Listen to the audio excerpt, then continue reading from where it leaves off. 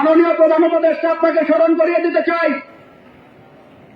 আপনি 1 মাসের মধ্যে সরকার পতন হয়েছে, কিন্তু সরকারের দূষররা কিন্তু এখনো আপনার চারপাশেই ঘুরে বেড়ায়।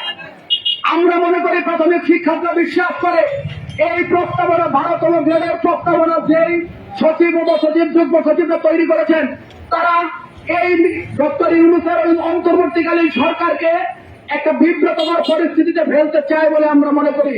কারণ ওরা জানেন এই মুহূর্তে যদি 12তম গ্রেডের বিষয়ে প্রস্তাবনা পাঠানো হয়, তাহলে সারা বাংলাদেশে 8 লক্ষ প্রাথমিক শিক্ষক একসাথে চলে উঠবে।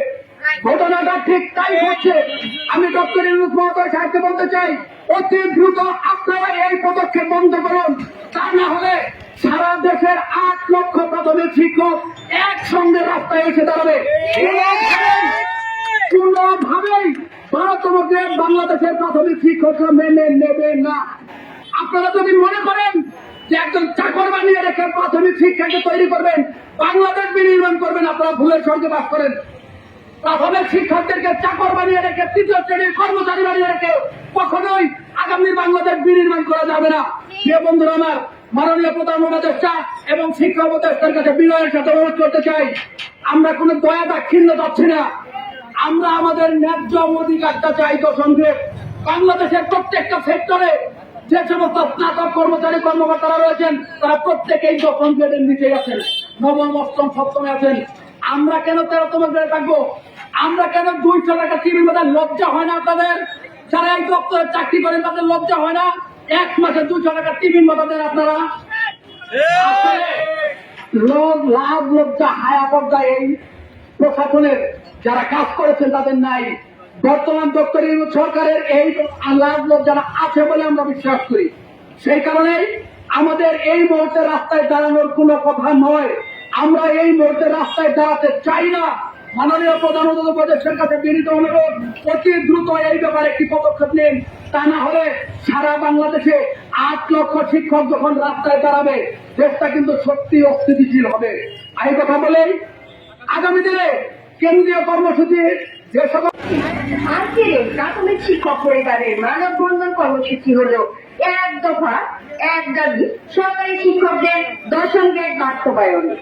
শিক্ষাই জাতির মেরুদণ্ড, আর শিক্ষার ভিত্তি হলো প্রাথমিক শিক্ষা। আর আমরা শিক্ষার সূতিকাগারের কাণ্ডারি। তবে আজ কেন এত বৈষম্য? শিক্ষক যখন জাতি গড়ার কারিগর, তবে আমরা কেন 3য় শ্রেণীর কর্মচারী? তবে আমাদের প্রতি কেন এত অবিচার? আমরা আমাদের সম্মান চাই, সম্মান চাই, সম্মান চাই। আমরা 300 টাকা বৃদ্ধি আপনারা বলছেন, 12তম গ্রেড নাম দিচ্ছেন, আর আমাদের বেতন বাড়াই গেছে কত? 300 টাকা। এই 300 টাকার প্রশ্ন মানি না। আমাদের 13তম গ্রেডে আমরা আছি, আমাদের যদি দিতেই হয় আমরা সরাসরি 10ম গ্রেড চাই। এই বলে আমি আমার গণযোগাযোগ সাংবাদিকতা বিভাগে আমার অনার্স মাস্টার্স।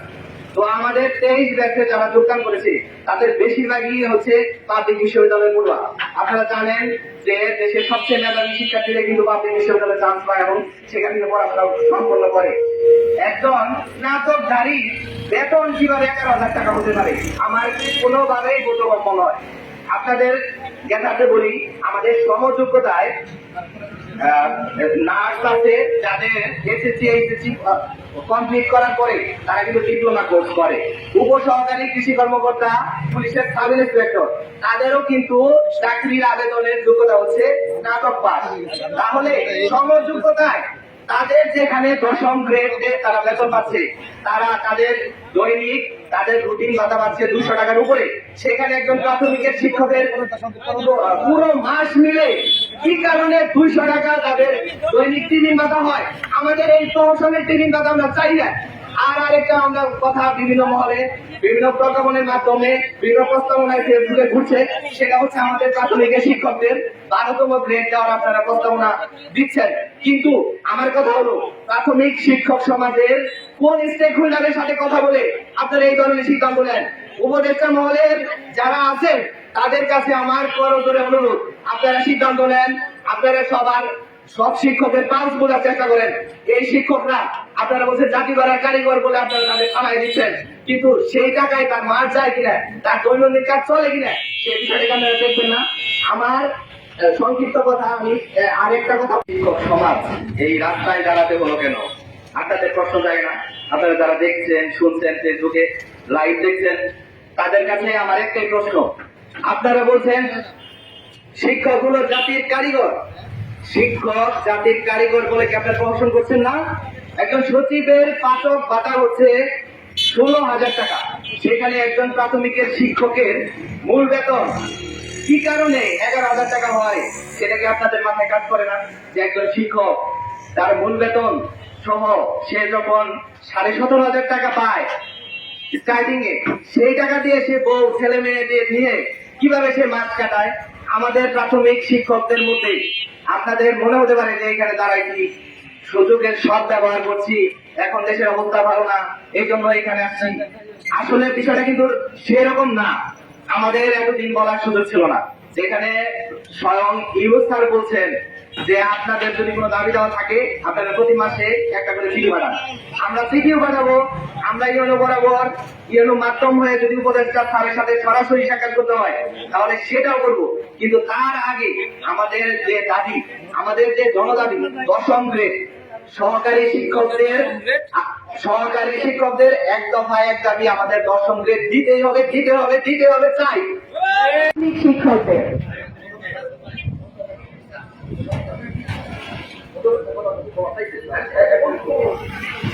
এখন সংক্ষিপ্ত বক্তব্য রাখবেন সাইমন হাসান জাহিদ, দুপাতলা উপজাতি সরকারের প্রধান। মানববন্ধন করছি, আমরা কিছু দাবি তুলে ধরছি। এগুলো যাদের কাছে করছি কিংবা যিনি এগুলো বাস্তবায়নের পক্ষে পদক্ষেপ নেবেন, তিনি তো আমাদের মতো শিক্ষকদের কাছ থেকে শিক্ষা লাভ করেছেন, বর্ণমালা শিখেছেন, ভদ্রতার জ্ঞান শিখেছেন, শিক্ষকের মর্যাদা রচনা করেছেন কিংবা লিখেছেন। কিন্তু আজ একটি চেয়ারে বসে সেই শিক্ষকের মর্যাদার বিষয়টি, সম্মানের বিষয়টি, বেতন কাঠামো তৈরির নিয়মের বিষয়টি নিয়ে কতটা অনীহ আপনাদের? শিক্ষকদের রাস্তায় এসে মানববন্ধন করে বেতন কাঠামো নিয়ে কথা বলতে হয়। আরেকটা বিষয় উল্লেখ করতে চাই, শ্রেণী গোষ্ঠী হিসেবে আমরা সবাই শিক্ষক, কিন্তু সেখানে কত বৈষম্য রয়েছে। প্রাথমিক শিক্ষক, মাধ্যমিক শিক্ষক, কলেজ শিক্ষক, আরো কত বিভাজিত শিক্ষক, আর গ্রেড বৈষম্য বা বেতন বৈষম্য এভাবেই রয়েছে। প্রথম অগ্রাধিকার হচ্ছে শিক্ষকদের সম্মান ও মর্যাদার সিস্টেম তৈরি। কিভাবে সিস্টেম তৈরি হবে? শিক্ষকদের স্বতন্ত্র বেতন কাঠামো তৈরি করা, অর্থাৎ গ্রেড সিস্টেমের উন্নতি। কেন গ্রেড সিস্টেমের পরিবর্তন করা জরুরি? প্রফেশন, এই পেশাতে আমরা যারা এসেছি তারা তো একটা সিস্টেম অনুসরণ করতে চাইবে, কিংবা এটা তাদের অগ্রাধিকার।